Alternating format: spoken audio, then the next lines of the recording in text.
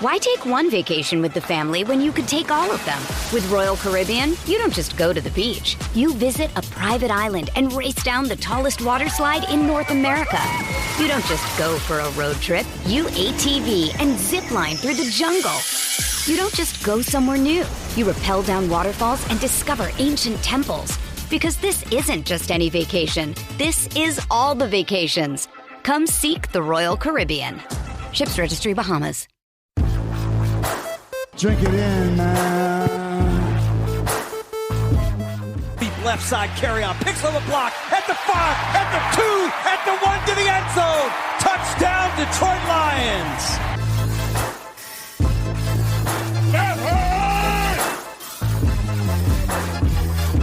Drink it in, man. Get up, Stafford throws. It is end zone. Caught! Oh, baby, what a catch! Kenny Galladay, you're a freak! What a catch! Touchdown, Detroit Lions!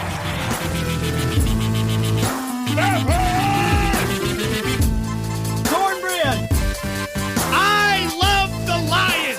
Say it with me! I love the Lions! Drink it in, man. Detroit Koolaid drinkers, what's going on, everybody? Super happy to have you back here listening to the Detroit Koolaid Cast here on a Friday.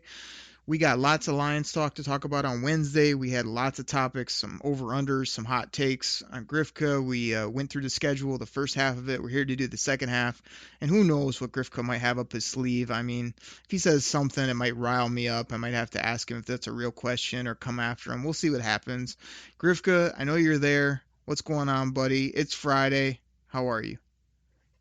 Oh, it's Friday, man. It's looks like spring's starting to come around again. It's supposed to be a nice weekend. So once again, I mean, it's been climbing back up into the 50s around here, as opposed to like those 40s that we had last weekend. So once again, everybody, you know, I realize you got to stay at home, but if you can get outside, cut your grass, maybe take the dog for a walk, please do that. And TGIF. Grifka got us off to a start again, telling people to go hang out in the coronavirus and get themselves in trouble. He also gave us the temperatures. You know, he's always on top of the weather, always is thankful it's Friday. Grifka, I'm hopefully going to be thankful for what you got for me here on a Friday. I mean, I'm hesitant to ask, but what are we talking about today?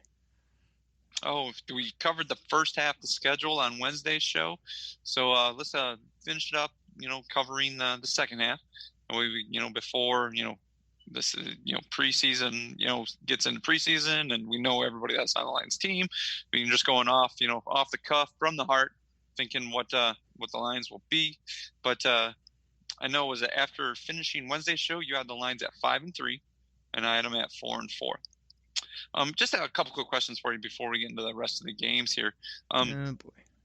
Based on, you know, what the Lions schedule is, I think, you know, they had was it one of the top, was it 3 or was it 4 or 5 toughest schedules based on last year's win-loss records? And you have them at 5-3 right now. But after the first half of the season, is there a certain record that if the Lions are at, you'd be thinking, oh man, there's no coming back from it. They're not going to make the playoffs. Oh, even with the extra playoff team that they've added this year. Is there a record you're like, you know, if they're like, you know, 1-7 or something like that? Obviously 0-8 would be very difficult to come back from to make the playoffs, but is there one of those records just like, this is it right here, no coming back? Grifka, is this a real question, really? Yeah, I'm really interested in what you think about this. Everybody knows out there that Grifka would tee up this question. Okri, what are your thoughts of what the Lions can't come back from? What would demoralize the team? What would be just a classic Eeyore situation that would just make us all hate the team and go ahead and get the sell the team T-shirts? And come on, Grifka, like this team, I've been telling you, you've all down in the dumps about, they've only won 9 games over 2 years. Yeah, they've been building something that's hopefully long lasting for 2 years, and they were decimated by injuries last year. So this football team has a a top level quarterback. They've added to their running back situation. They already had weapons on the outside. They increased their offensive line. We've got ballers. We got a couple dogs on defense that are coming to their own. Like, I'm not worried about what this team can't come back from or what their record would be. I mean, they're not going to come out and be 1-7 or some garbage like you said. I mean, 5-3, what I had them at is my most realistic non-Detroit Kool-Aid drinker thoughts right now, because I expect a huge bounce back from this team. So there's no poor record that they're going to have where they're out of it by, what were we at, week 9 when we left off? No, this team will be, 5-3, 4-4 at the worst. They're going to be right in the mix of things. And there's no reason to be thinking that way. I mean, Grifka, we've been on the show here for a couple years. You would think you'd be asking me, hey, what's going to hold is there anything that can hold this team back, Okri? Hey, is there any record that is going to be so great for the Detroit Lions that the other teams in the division are going to wonder, man, I don't know if we can catch the Detroit Lions. At some point, we're going to get to that, but obviously not today. No, there's no record. They're going to be fine. I mean, like I said, they're going to be right in the mix and have a good record, maybe a few losses there, as we mentioned on the Wednesday show, but nothing ridiculous like we saw before, barring injury. If 9 goes down, yeah, we got problems. If a couple real top-end blue-chip guys we have problems. Otherwise, they should be able to ball out this year and be competitive in almost every football game. And there's nobody on the schedule that really puts the fear in me. You said something about being the hardest schedule. I thought I saw something that it's one of the lighter schedules when it comes to just overall power rankings and whatnot. I mean, all that stuff from last year you can throw out anyway, because nobody's looking at, oh, wow, this team was good in 2019. It matters, what does their team look like now? So I throw all that out the window. That's all your Lions 24/7 stuff. That means nothing to me. I think this would be an exciting year for the Lions by midseason, where we're at in the schedule review. They're going to be right there, no doubt about it. Okay. Like the positivity right there that you got. One more quick question. At 5-3, based on the other teams in the division, where they would be at, who's on them right now, 5-3. Is that still, you feel, with what they have in the second half, still well within range of winning the division and having a home playoff game, the same thing we've been wanting for a long time now? Yeah, I think so. I mean, I think that, this is a tough division. You're looking at, I feel like the Packers, Vikings, and Lions, and even Chicago are all, decent football teams. We don't have any cupcakes in this division like some of the other ones. I mean, I always look at, the last, handful of years, man, I'd love to be in the AFC East, where just like 3 out of the 4 teams are garbage. It's just like, yeah, no wonder New England is bringing home T-shirts and hats every year in that division. But, the NFC North has been tough. We've obviously had to deal with, your favorite player of all time, Brett Favre, and then his boy, your second favorite, Aaron Rodgers. I mean, if you had to define Aaron Rodgers in one word other than, just excellent, Grifka, what would maybe your second word be that you'd use for him? Cry, baby. No, how about a word that gets his way more than any quarterback in this league. Gosh. How about a word that starts with S and ends with mug? That's definitely him too. Has a smug smile when he knows he gets his way, when he just throws his hands up in the air and the ref's like, okay, Aaron, here you go. And then he's got that smile, like he just got away with something. Oh gosh, it just drives me nuts. You know who probably had a nice smug smile was the head coach and the GM when they turned in that card that said, in the first round of the NFL draft, we select Jordan Love, quarterback, Utah State. I bet they had a nice smug smile on their faces. But like I say, we had to deal with those tough quarterbacks, a tough division. But I don't think they're juggernauts either. So I see the NFC North kind of in 2020 as being a division that you can win at 9 wins, 10 wins, somewhere in that area. And the Lions, it was only a few years ago, less than a handful of years ago, where we were playing for the division towards the end of the year. Seemed like every year, that back half, last 4 or 5 games, it was in reach. One time, at least it was within a game, that final game that we could have had it. So, I think they're getting back to that type of football team. You remember that team had like good defense. Matt Stafford was rolling. He had some weapons, was able to do some things. And I feel like they're back there now with regards to depth, playmakers. And like I say, I cannot imagine the defense being anywhere near what it was last year. It's just so bad. And I can't imagine the injuries again. We always say that. It feels like the Lions are always one of the most injured teams. But, I'm with the fans and the people that say, hey, I'm tired of the excuses. You've had 2 years. We've had 2 bad years. This is the year to get it together. And yeah, I think if you're 5-3 and then you're heading down this back stretch, which we'll talk about here in a moment, I think this is a great year where the Lions could somewhat shock the world, the non-believers and yourself, and go out and drop, 9-10 wins, win the division, have that home playoff game, or have didn't the home playoff game go away, or is that next year? Like if you win your division, you don't get a home playoff game next year, right? Necessarily. I think they did away with that. Yeah, I don't know if that's this year or next year after. I think it's next, but that's another reason for us to get it done this year. And like you say, I mean, I can't believe the Packers won 13 games last year. I mean, I heard that recently. I was like, what? Because, I mean, we beat them twice. Like, I don't know how you have 3 losses when we beat you twice and another 3 teams beat you as well. So that record should have been much more in the 8, 9, 10, area if they didn't have the refs in their back pocket. And, I mean, they ain't going to win 13 games again. I got the Packers, right there fighting out with the Lions. But when we get to the schedule, I might have a little something for you, which will really tell you what I think towards the end of the year. But, yeah, they'll be fighting for the division, and there's no reason they can't go from 3 wins to be an NFC North champs in 2020. Okay. Well, let's do this before we get in the last 8 games. Let's take a break here, take a pause for the cause, pay some bills, or have, not pay some bills, but have our fine listeners listen to our sponsors. And we'll come back and dissect the second half of the season. Griffco, we pay bills here with the sponsors. I even tweeted out recently. People, me and Griffco don't say much. We put our Twitters out there. I mean, at Derek Okrie, DEREK OKRIE. I mean, Griffco, you want to throw your Twitter out? Yeah, at Griffco. That's GRIFKA.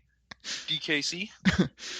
We throw that out. We throw out our call-in line. I mean, Griffco, what would that be? That is 989-272-3484. Or as Derek likes to say, 989-272. Derek Smith and Herman Moore. Not Derek Smith, Kevin Smith. Oh, sorry.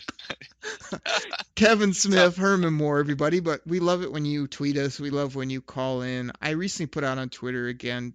We don't ask for much on the show, but there is an option. If you love the Detroit Koolaid Cast, if you love us putting out 2, 3, multiple shows a week for you, if you click on the link that I always tweet out when our show drops, the Anchor link, there's a simple thing there if you want to donate to the show. I mean, helps us buy equipment, helps us keep the show going, helps us just keep innovating and doing new different things here on the show, as well as just pumping it out week after week, doing it. Could be 99 cents a month, or even up to $9.99 a month. I mean, every little bit helps the show. So I know things are tight out there in the world. I know things are crazy right now, but if you're listening to the show and it gives you laughs, it's a bunch of fun, you really enjoy it. Takes a couple clicks and you can donate to the show. I know we've had past listeners do that, and we really appreciate it. Who knows? It might get your tweets and emails read more on the show. We may have you as a guest if you sponsor, but that's an option as well. So like Griffka said, that's how we pay the bills here, with those small donations, which we really appreciate from you guys, as well as our sponsors that are on the show, and some of the other things we do outside of our normal recordings here. So as Griffith said, we'll pay the bills. We'll get our sponsors in here, Spotify, Anchor, all the different great sponsors we have, and we'll come back and we're talking weeks 10 through 17 of the 2020 schedule. We've got predictions for you. We've got hot takes. We might have a rant or two. We'll do all that right after the break. We'll be right back. Why take one vacation with the family when you could take all of them? With Royal Caribbean, you don't just go to the beach. You visit a private island and race down the tallest water slide in North America. You don't just go for a road trip. You ATV and zip line through the jungle. You don't just go somewhere new. You rappel down waterfalls and discover ancient temples. Because this isn't just any vacation. This is all the vacations. Come seek the Royal Caribbean. Ships Registry, Bahamas. Detroit Koolaid drinkers, Detroit Lions fans, we're back from the break. Thank you for drinking that Detroit Kool-Aid. Drink it in, man. Thank you for just putting a hot, crackling loaf of cornbread in the oven. Cornbread! You know that's how we do it here in Detroit for the Detroit Lions. Kool-Aid and cornbread, and I know Grifka's going to lead us through the schedule here. We got to talk about the back half of the schedule. The Lions got some home games. I've got him at 5-3, Grifsky at 4-4. Supposedly, he might waffle back and forth depending on how he feels, how the team is going at the time. But we'll see what we end up with here on the way too early schedule predictions. Grifka, I turn it over to you. What the heck we got, man? Let's get going here. Okay. First game that we're going to discuss today. I know it's one of those games that both irritated us last year when they went into Washington and what happened there. They get to the rematch this year, only this time in Ford Field against the Washington Redskins. Once again, the Redskins have a quarterback where their coach wondered if he had a learning disability because he had a hard trouble time reading the playbook. And I would have to say, yeah, he does have a learning disability because he went to Ohio State. But what do you think about this game against the Redskins? Oh, man, I wish I had my soundbite right now, which is Lendale White going, hey, listen. Ohio State sucks. It's a classic. I got that somewhere, but I don't have it ready. It's just gold. Straight off the Jim Rome show, but that's tremendous. I agree with you there. I mean, I'm sure you loved it when he was taking selfies in the crowd after beating us against our sorry-ass backup quarterback or whoever we had. I mean, Grifka, let me tell you something right now when it comes to games like this. Last year we had a terrible season. Everybody forgot about how Matt Stafford was playing before the injury. Everybody forgot what our defense looked like in 2018. Everybody forgot that we've added to the team and have ball players. So all this stuff about we went in, we lost last year. Yeah, we lost because we were playing just two nobodies at quarterback. A lot of our skill players were hurt. We had no pass rush. We had no defense. We had nothing to hang our hat on. We still basically almost won that football game if it wasn't for two lucky throws by Dwayne Haskins to McLaurin and company. So, I think the Washington Redskins will be good in a few years with Ron Rivera at the helm. I think he's a good leader. I think he's a good man. I think he's a good football coach, but they are not good right now. This is a Dubsky this is one of those games I talk about that I get on you for, where you think, you got to go in and beat the daylights out of people. I mean, what would you do maybe on Halloween to a team like Washington, Grifka? Oh, if they were walking down the street, that's a team you're just going to go up, punch them in the face, grab their candy, and run away. Absolutely, man. So I think that's what the Lions do here in 2020 to this team. Like, they come in, they think, they maybe got this great defensive line. Yeah, you have nothing else that impresses me whatsoever. We punch you in the face. We take your candy. This is like a 35-18, 35-14 ball game. Lions dub, throwing the ball over the field, running in for touchdowns. I mean, let's just put the wood to the Washington Redskins and put them right back in the top 5 of the 2021 NFL draft. Yeah, Dick, I have to agree with you on that right there. This game, that Washington team sucks. I don't care if they got Chase Young or not because he's overrated anyways. So even Taylor Decker can block him. So big deal. So right there, this is going to be one where the Lions just put the thumping down. Dwayne Haskins ain't going to be taking selfies with nobody on the sideline or anything like that at the end of the game. If it is going to be one of those, somebody like, oh, Dwayne, come take a picture with me. I got a Redskins jersey on. But it doesn't matter. This is going to be a butt whooping from the start. So, this is a big W for both of us. Oh, yeah. No doubt. So, next game after that, it's Ron Rivera's old team. So, another road game for the Lions. They go down to Carolina and Panthers. And another 1 o'clock start. Carolina, can be it's later in the year. It'll be a warm weather game. I realize Carolina's not in Texas, or Florida, but it's close, so it'll be warmer than being in Detroit in November. So, what are your thoughts on this game? I think Matt Rule, he's a good new age type coach. I think he's going to get that program turned around. I don't think it's going to happen overnight. I think he's one of these analytic guys that just wants, speed, athleticism, playmakers all over the field. Going to take him a while to get those. I know Christian McCaffrey is a beast, but I think we played him a year or two in the recent history, and we were able to hold him down. We beat Carolina when they had Cam Newton. I'm sure we'll be able to do it with Teddy White gloves back there.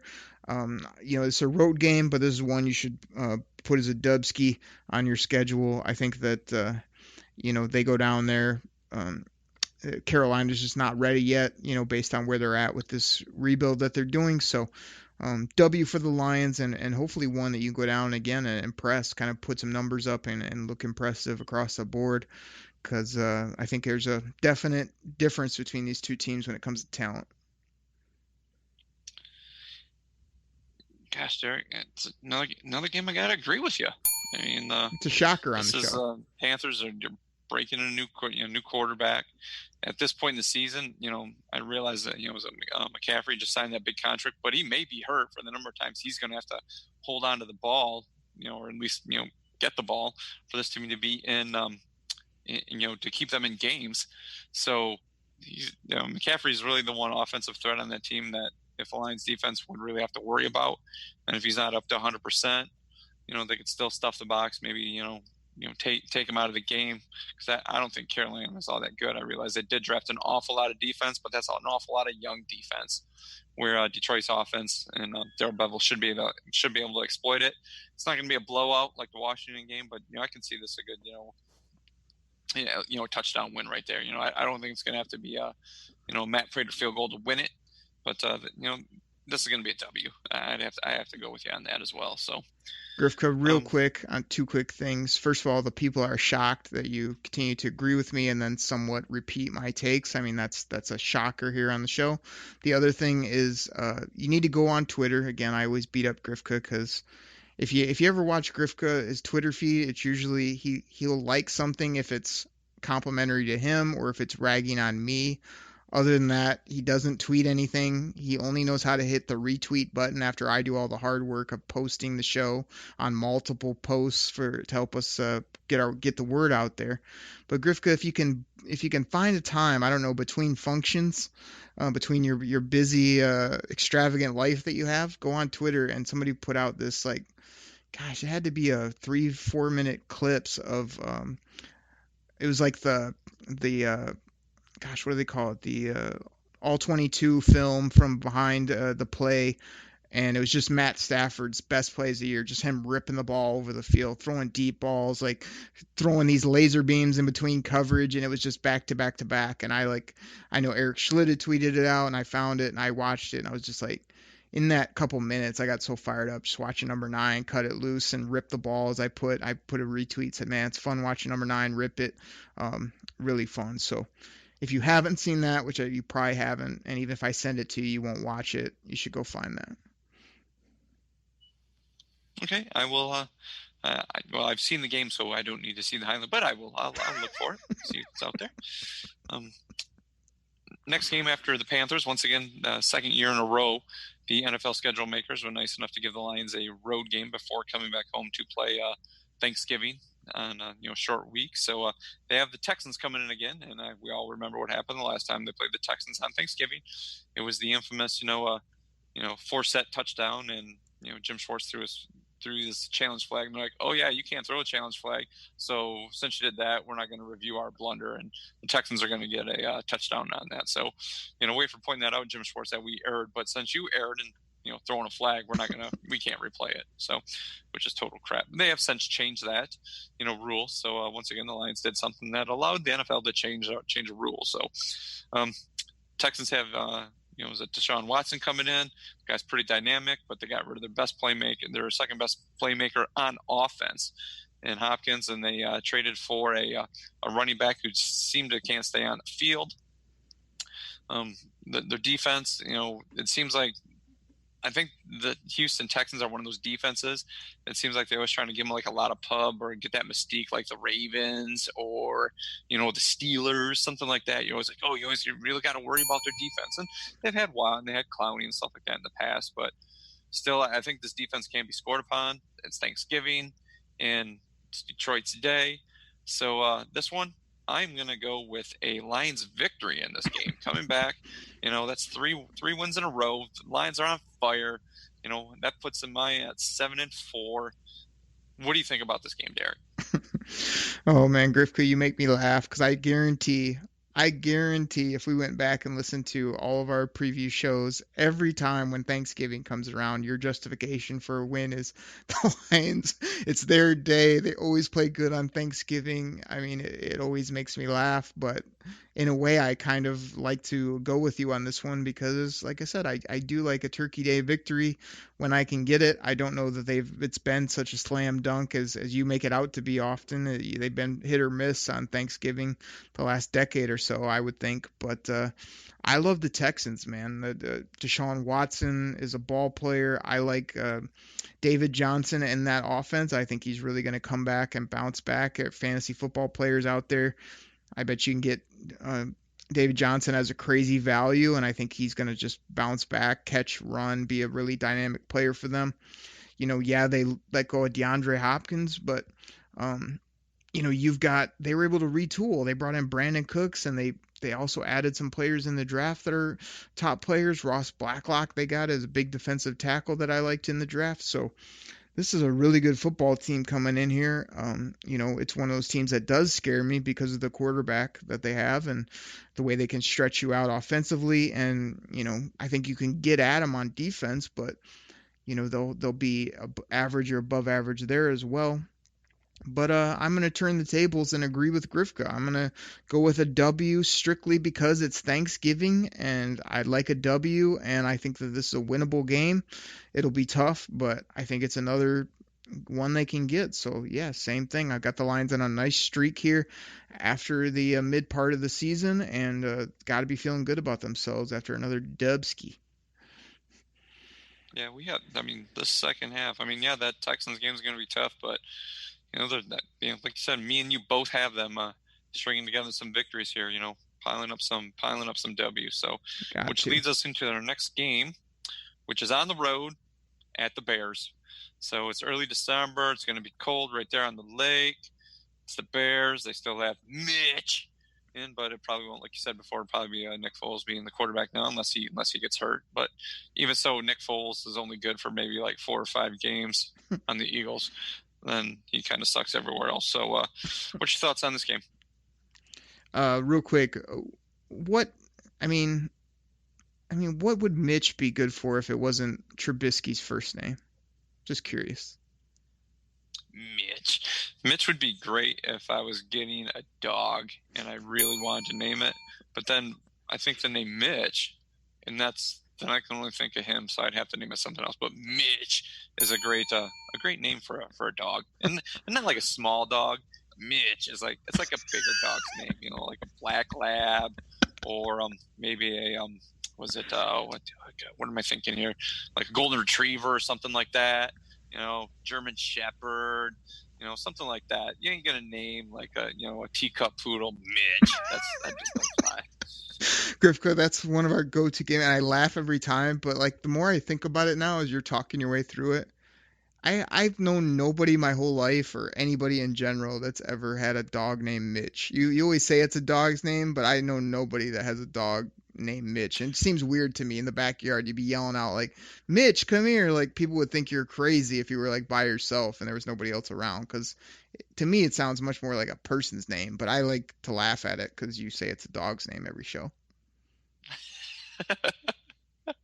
I'm gonna buy a dog just named Mitch. Do you know any dogs named Mitch? I'm just curious. Fan of the name Mitch. Do you know any dogs named Mitch personally? No. If I got a dog, I wouldn't name him Mitch. Oh my goodness! All right. So for this game against Chicago, you hinted on it at the beginning of your take. There's I chalk this up as my one bad weather game on the whole Lions schedule where they're not in a dome or in some type of bad weather. I feel like the Lions, they want to be this outside tough football team, but they're much better when all the conditions are perfect. They can sling it around. They could run it. Matt Stafford doesn't have to wear, a glove on his throwing hand or whatever he always does when the weather gets cold, trying to overthink it. I could see it just being windy, cold, bad game. I mean, I am a Nick Foles fan. I mean, I agree with you that he really only had that little stretch in Philly, but if you look at it, even last year with Jacksonville, he was playing well. He threw a touchdown on the play, he got injured. It was like first quarter of last year. So the fact that the Jacksonville just booted him out, like he was washed up, when it's like, hey, when he was in there, he was playing well and the guy got hurt. So, excuse me. I think that, Mitch, our best case is that he somehow is playing, because I feel like if Foles gets the reins here for Chicago, he could add a lot of stability, a lot of the RPO game, a lot of stuff that would give the Lions some issues. So, again, best case is maybe Mitch is starting week 1 there. We beat the hell out of him. And then here in week 13, we got to deal with Nick Foles in Chicago in bad weather. I got this, unfortunately, and it pained me to do so, as an L. I mean, it just seemed like we were on that stretch, as well as the bad weather, as well as we already beat Chicago, that it just added up to a loss for me in my head when I did the math. Wow, that sounds like an incredible Grifka take right there, like something I would say. So, they got to watch out for him, possible stumbling block.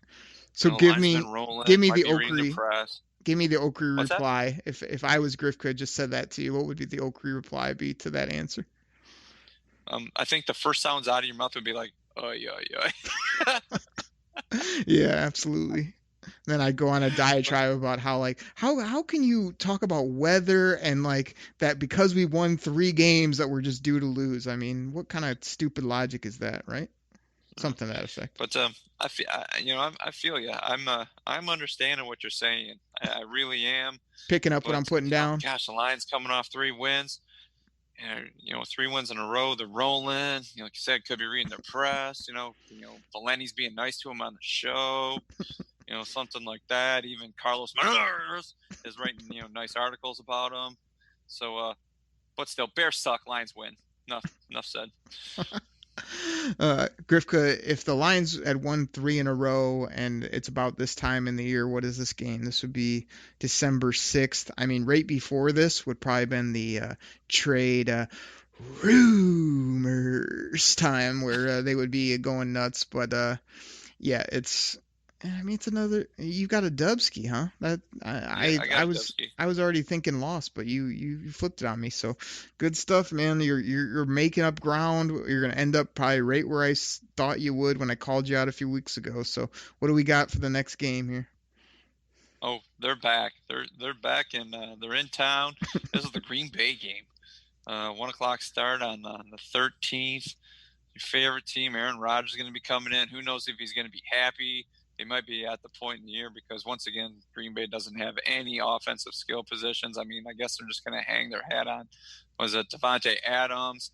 And still going to have that suspect running game. And, their offensive line's only okay. But, their defense, for some odd reason, everyone thinks the Packers defense is great because, one, they never get pass interferences called on them. They only had 3 called on them last year. I mean, that's a bunch of crap. I mean, it's not like their cornerbacks are that locked down. There are a bunch of Deion Sanders guys out there. No, because they're the Packers and they love them. But still, they're coming in to Detroit. What do you think about this game?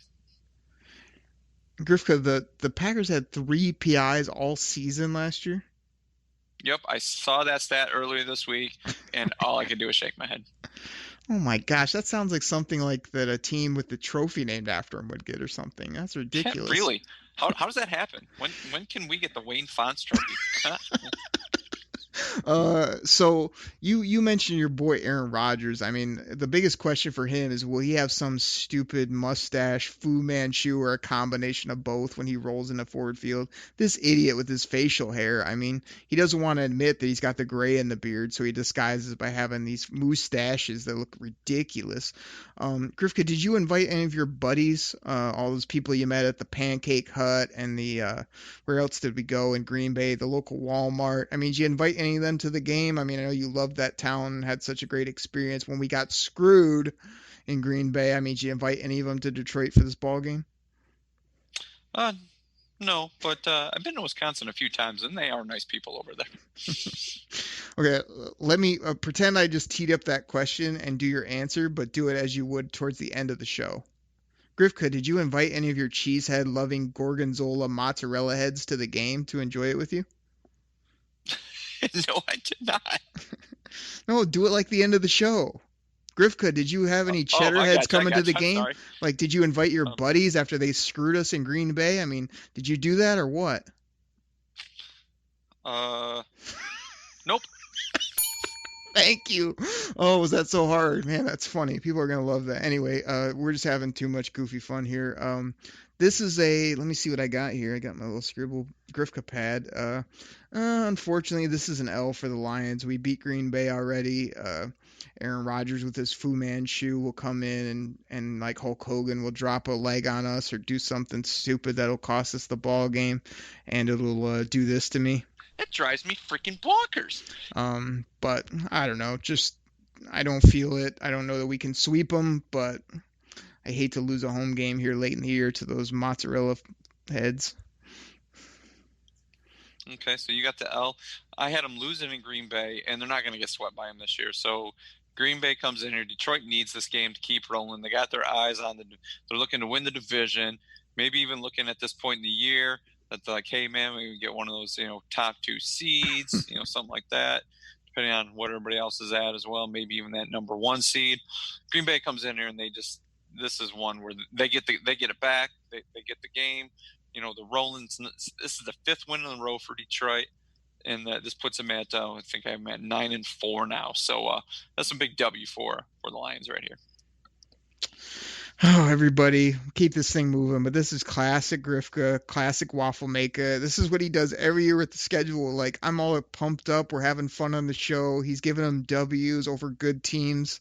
I mean, Grifka, you better keep this up when we face adversity or have a couple injuries instead of – I could see you here in what are we at? This is Green Bay, week 14.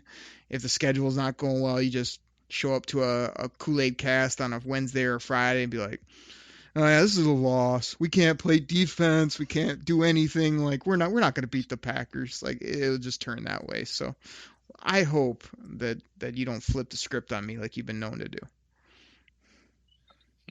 Waffle sounds pretty good right now. Why don't you mention it? Oh, you comment on something? I missed that? Okay. Next game. They're in Tennessee. We all saw what Tennessee did last year. Derrick Henry, showed up, started to be like the new bus and was running over everybody. But still, they got Ryan Tannehill under center. Tennessee's a tough place to play. What are you thinking about this game?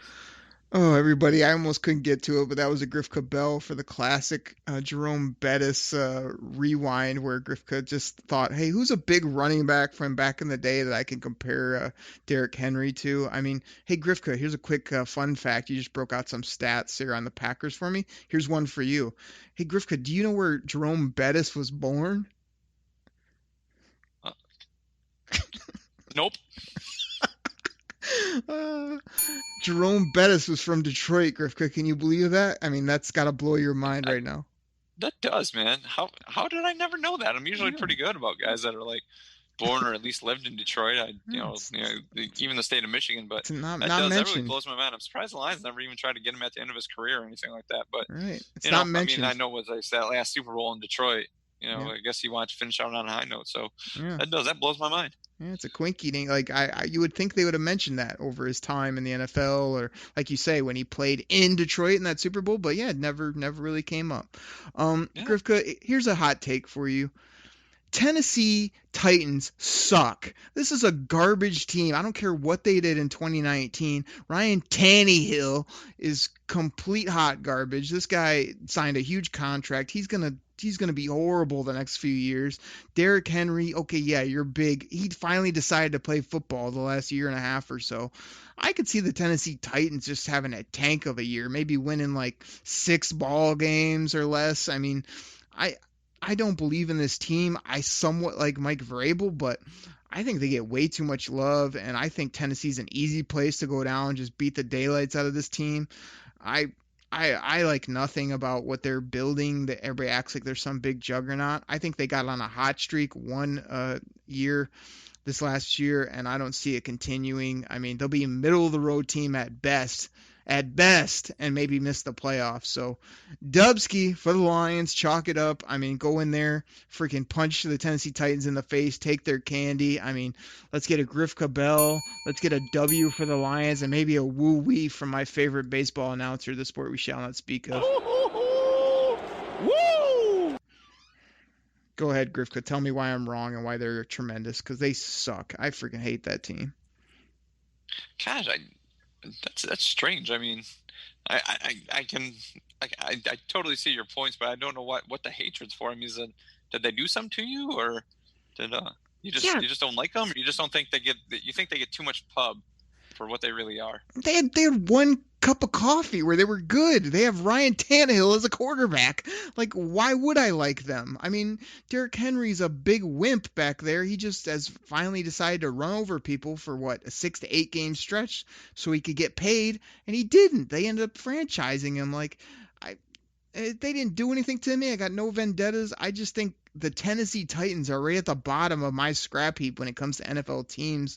That I don't like any of their players. I don't like their logo. I don't like their vibe. It's just like, to me, they're down there with the Jets and the Jaguars and the I can't hang anything on there that I like anything about this team. I think there's a guy that was at our Green Bay tailgate that lives in Tennessee that jumped all over me on Twitter trying to tell me how good Tannehill was and how good their team was, and I just don't buy it. I mean, people just penciling them in the next few years for being title contenders. I think they're going to be lucky to make the playoffs the next 2 out of 4 years. I mean, that's where I'm at with them.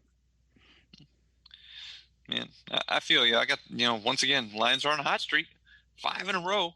They're beating some teams, a couple teams that we thought, they have a tough chance with, but I have them eking out victories.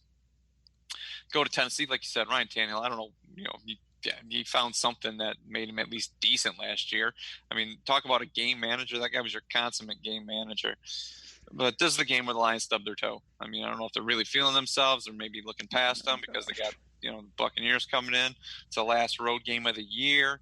But this is going to be one that's going to leave us scratching our heads going, how did you lose that game to Tennessee? So, I mean, where you have them going down there and, punching in the face, taking their candy and walking away, I got them stubbing their toe in at a game that leaves us scratching our heads. Well, everybody know we had to get a Grifka stub your toe in, but Grifka, this is an exclusive right now. This is a shocker for the Detroit Koolaid Cast.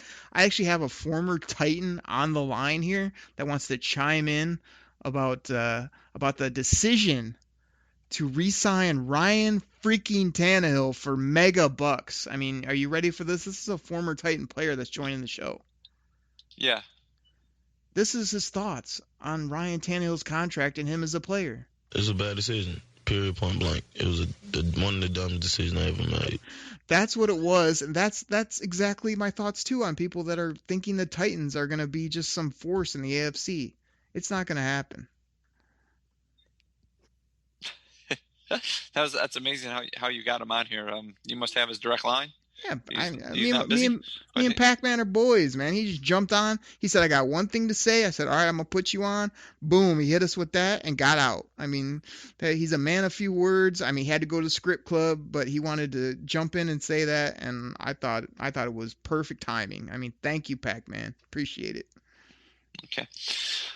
So after that, Lions come home. Last 2 games of the year. First one against Tampa Bay. Tom Brady, Rob Gronkowski, Mike Evans. All those guys, Eric Rett, Mark Carey, or Leroy Selman, Derek Brooks, John Lynch, Warren Sapp, all of them. It's going to be a tough game, but it's at home. What are you thinking about this one?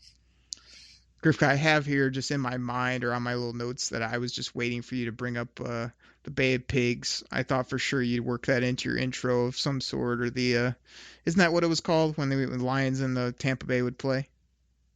No, I was always Green Bay and Tampa Bay. Okay. Bay of Pigs. I had it wrong. I remember we talked about that on a show, but this is a loss. I mean, the greatest of all time coming in the forward field with all those weapons, slice and dice us. I mean, everybody's like, oh, they might not have anything to play for. I thought about it for a minute. I'm like, you look back in the history, there's not many teams that are so far ahead that they can just sit people for 2 weeks at the end of NFL season. If anything, it's usually just week 17 where you see that the whole, maybe they'll sit their players. Tom Brady will come in here with something to play for, slice us up. I mean, again, we can't guard tight ends. We never have been able to. Gronkowski probably has a day. And I see Chris Godwin as being like the breakout player of the year in the NFL. I think he's just going to blow up to ridiculous levels. I mean, he's going to be the new guy that the NFL is sort of hanging their hat on as the new up-and-coming player. So this is a beatdown, unfortunately, by Tennessee to the Detroit Lions. This is probably a 14-point loss, I would say, if I had to guess right now. So big L to the greatest of all time. Tom Brady in a Tampa Bay jersey, that's still going to frustrate me. Yeah, this is one where, once again, you had them coming off a win off Tennessee, and I have them coming off a loss. So I think that loss kind of hangs over. And Tampa Bay comes up here and wins one. I don't think it's going to be a beatdown, but it's not going to be one where Tom Brady leads them down the field for a field goal to win the game. This may be like a 7-10 point game, but I had this one as a loss as well. So you agree? I agree with you. What else we got? We got one more game, Grifka. Yeah. I mean, I got him at 9 Dubskis heading into week 17 here. Same as me. We're both at 9. So at 9-5 at home against the Vikings. This could be for the division. What's your final take, last game of the season on this? Grifka, you take this one first. Okay. Once again, Kirk Cousins still around there. He still sucks. Which is equal to what? He ain't that great. Come on, let's face it. He ain't that great. I don't care how much he gets paid. He ain't that great. So, Lions have been in this position before, not necessarily against Minnesota, but needing a big W at the end of the season, lock up a playoff, lock up a division, something like that. And they have stubbed their toe in the past, but not this year. They're going to come out. They're going to put a hurting on Kirk Cousins. I don't care if it's like, oh, he went to Holland West Christian and Michigan State and he's such a nice guy and blah. I don't care. He still sucks. I mean, for your hatred for Tennessee, that's what I feel for Kirk Cousins. So wow. Lions are going to come home. They need this one. Matt Pat's going to have them, focused, get them back on track. They're going to win this game, end it at 10-6 and win the division. Wow. What do you think? Wow! Wow! Wow! Wow! That's Frank Ribble calling in on your take, Grifka. Not only of your 10 Dubskis, but of the Lions winning the final game against the Vikings. But let me do what I do here on the show, which is let me take that knob and turn it up a couple notches. Because, Grifka, let me set the scene for you. I've got the Lions at 9 Ws through 16 weeks. They've had some win streaks early in the year. They had a few win-loss, went on a little bit of a win streak there on the back half. I've got them with I've got them with a few losses here to Chicago and Green Bay, beating the hell out of the Tennessee Titans, but then losing to Tom Brady. And then I have them coming home to play the Minnesota Vikings. Grifka, let me set the scene for you. 9 wins. The Detroit Lions are bringing in the Vikings. The Vikings as well have 9 wins. The division is on the line here in week 17. Kirk Cousins is coming in with a good season because he's a pretty good football player. He makes crazy bank and he plays well despite what you might say. He's coming in with some weapons. They got Dalvin Cook still. He's actually not hurt, which is a surprise. And they're ready to roll. But so are the Detroit Lions, Grifka, and we are ready to roll. This is a heck of a football game, back and forth, up and down, crazy trials and tribulations. And at the very end of the ball game, Matt Stafford, number 9, has the football with under 2 minutes, down 3 points. He drives us down the football field, and with basically no time on the clock, he throws a touchdown to win the football game, to win the division, and to give us a home playoff game that we've craved, Grifka. The Detroit Lions, 10-6, NFC North champions. And that's how it's going down right there. In the most dramatic of fashions, Detroit will be on fire. Even you will believe, BLEAV, as my other podcast is named. You will believe in Lions, Grifka. It will happen in 2020 in a heart palpitating game in Week 17 against the Vikings with everything on the line. It goes down to the wire, and the Detroit Lions get it done. Get it done at a high level and win the NFC North and get that home playoff game. Oh, baby. Yeah, that's where we're at right now. I mean, I have to, like you said, just off the cuff, not looking at it too much, seeing what other teams are at, at the preseason, because I know we'll do this right at the beginning of the season as well. So both of us 10-6, winning the division. You gotta like that. I'm putting it in stone, Grifka. I don't need to revisit. This is what's happening. I've spoken it into existence. It's going down, no doubt about it. Okay, I'll put mine in pencil right now with a nice eraser next to it. Oh yeah, everybody knows the waffle maker has an eraser. Grifka, waffles. We've talked about a lot. You've thrown some questions at me, which I'm not sure are real questions. I mean, it sound more like Lions 24/7 research type stuff. We've worked our way through the schedule. You, again, 10 wins. I mean, Kyle Brandt on Good Morning Football said everybody, when they pull out the schedule, it's 10-6, no matter what team you are, what year it is. It doesn't matter, 10-6. Me and you both have the Lions at 10-6, and I tweeted at Kyle Brandt, hey, you forgot about the Lions being 10-6 or better, but I didn't mention the division title or anything else. It's all going to happen, though. I mean, I think people are going to be on board with our show here, our predictions. I mean, obviously, we're spot on like we always are on the show. And, man, there's only just one thing left to do, and it's to ask you the question of all questions. Grifka, on this show on May 15th, do you have anything else? Amazing, intelligent, introspective, unbelievable. Do you have anything else for the people? Nope. I kind of thought you might say that, but everybody, thank you so much for listening to the show. A fun schedule review, always fun to break that down. I got a few other topics in there, had a few laughs. That's what we do here on the show. Thank you so much for listening. Hit us up on Twitter. You know what those addresses are. Hit that subscribe button. If you'd be so kind, tell a friend. If you'd really be so kind, throw us $1 on the donations on our Anchor page and support the show. Really helps us out. We'll be back next week, Wednesday and Friday, talking all things Detroit Lions right here on the Detroit Koolaid Cast. Take care, everybody. We're out. Pack the bags, start the plane. This game is over. It is over. What a comeback by the Lions. Drink it in, man.